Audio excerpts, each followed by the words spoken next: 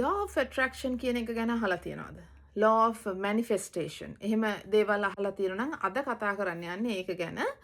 ඉතින් බොහොම ආදරෙන් අදත් ඔයගොල්ලෝ පිළිගන්නවා මාලි mindset channel එකට.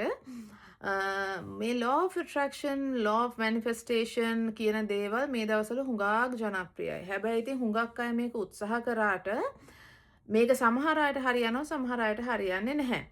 ඉතින් ඒක හරියටම හරි ගස්සගන්නේ කොහොමද කියන එක අපි චුට්ටක් බලමු. මම දැන් කලින් ඔයාලට මනස ගැන පොඩ දේවල් කියලා දුන්නාට මම මේ දැන් උත්සාහ කරන්නේ මනසෙන් වැඩක් අරගෙන අපේ ජීවිතේ සාර්ථක කරගන්න කොහොමද කියලා දෙන්න. දැන් law of attraction වගේ දෙයකින් කියන්නේ ඇත්තටම අපිට ඕන දේවල් අපේ ජීවිතේට ළඟා කරගන්න පුළුවන් කියලා මේ මනස පාවිච්චි කරලා. ඇත්තටම එහෙම පුළුවන්ද? ඔව් පුළුවන්.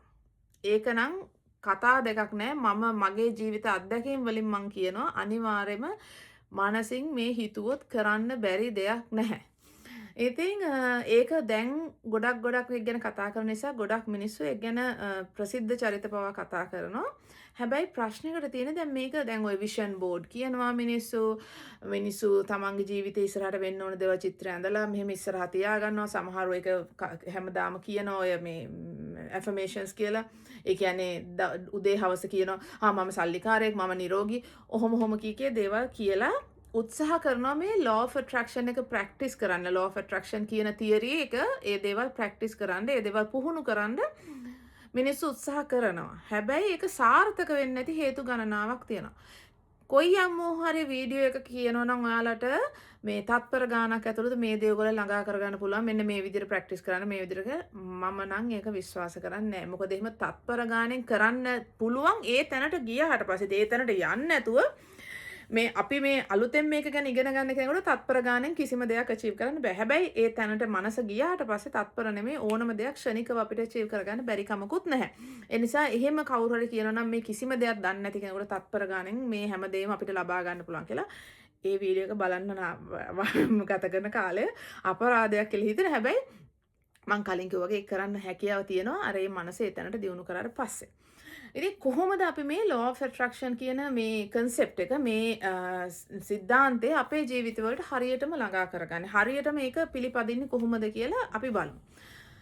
law of attraction කියන එක අපේ ජීවිතවලට අපිට හරියටම ගන්න නම් සමහරුන්ට හරියන්නේ නැහැ සමහරට වරදින්නයි හේතු කීපයක්ම තියෙනවා. එකක් තමයි නිකන් ගිරවා වාගේ මේක ගැන උදේ හවස හිතුවට කිව්වට මේ දේවල් අර මං කිව්වේ තාර්කික බුද්ධියත් එක්ක ටිකක් සෙල්ලම් කරන්න බෑ. තාර්කික බුද්ධිය ඔයා මොනවා කිව්වත් බලනවා තර්ක කරනවා. එයා තමයි අර ලෝයර් වගේ මේ හැම වෙලේම මොන පිසුද ඔයාට සල්ලි තියනවා කියනවා. ඔයාට සල්ලි නැහැනේ බොරු කියන්නේ බා බැංකු account එකේ දෙන රුපියල් 100යි. කොහොමද ඔයා සල්ලි තියනවා කියන්නේ. ඉතින් එයා හොයනවා සාක්කි. ඉතින් ඕක ඔය කරන තාක්කල් ඔයාට බෑ ඔයාගේ පණිවිඩය මේ subconscious mind එකට දෙන්න. එතකොට වෙන්නේ මොකද subconscious mind එකට යවන්න නැතුව කිසිම දෙයක් ඔයාට manifest කරන්න බෑ. ඔයාට ඒක ජීවිතේට අත්පත් කරගන්න වෙන්නේ නැහැ. ඉතින් ඒක නිසා ඒක කියවගෙන ගියා කියලා උදේ හවස පින්තූරයක් දිහා බලන් හිටියා කියලා ඒක වෙන්නේ නැහැ. දැන් අපි හිතමු උදාහරණයකට දරුවෙක් බලාපොරොත්තුෙන් ඉන්න කෙනෙකුට උනත් මම මේ කියන දේ හුඟක් වටීවි. මොකද සමහරලාට දරුවෙක් ලැබෙන්නේ නැති කෙනෙක් ගොඩ ඉතින් අර තැනකට ගිහිල්ලා උනත් කියන්නේ අනේ ඉතින් මට දරුවෙක් නැහැනේ. ඉතින් නෑ කියලා කිව්වම නෑම තමයි වෙන්නේ. ඉතින් මට ඒකට තාම නෑනේ තාම නෑ. ඉතින් තාම නෑ කියලා කියනවා තාම නෑම වෙනවා. ඒක නිසා ඒ වචනකින්වත් ඒක කියන්න එපා. දැන් මගේ යාළුවෝ සමහර අය ඉන්නවා අනේ මට මේක කරන්න ඕනේ මට ශක්තියක් නෑ ඒක කරන්න. ඉතින් ශක්තියක් නෑ කියලා ඔයානේ කියන්නේ. කිව්ව ගමන් වෙන්නේ ඔව් මනස පිළිගන්නවා හරි ශක්තියක් නෑනේ නෑ විදියට මෙන්දිති. ඉතින් ඒක නිසා පළවෙනිම දේ තමයි ඔයාගේ පාවිච්චි කරන වචන වෙනස් කරන්න වෙනවා. ඔයා ඒ සිතිවිලි වලින්ම මේක එකයි මම කිව්වේ මේක මේ දවසෙන් තත්පරෙන් දෙකෙන් කරන්න පුළුවන් එකක් නෙමෙයි මේක ප්‍රැක්ටිස් එකක් පුහුණුවක්. අපි එදිනෙදා ජීවිතේට ළඟා කරගන්න ඕන ජීවන රටාවක්. එහෙම නැතුව මේක අපේ ඇඟට අපිට මේ දේවල් කරගන්න බෑ. ඒ නිසා ඉස්සෙල්ලාම දේ තමයි positive thinking. මේක නම් මම හිතන්නේ හුඟක් හැමෝම දන්න දෙයක්. ධනාත්මක සිතිවිලි ධනාත්මකව හිතන්න කියන එක. ඉතින් ඕක මූලික සිද්ධාන්තයක් මූලික අදියරක් තමයි මේ law of attraction එකේ තියෙන. අන්න එහෙම හිතන්න. දැන් අපිට කොයි දේ නැති වුණත් කමන්නේ තියෙන දේවල් තියෙනවනේ.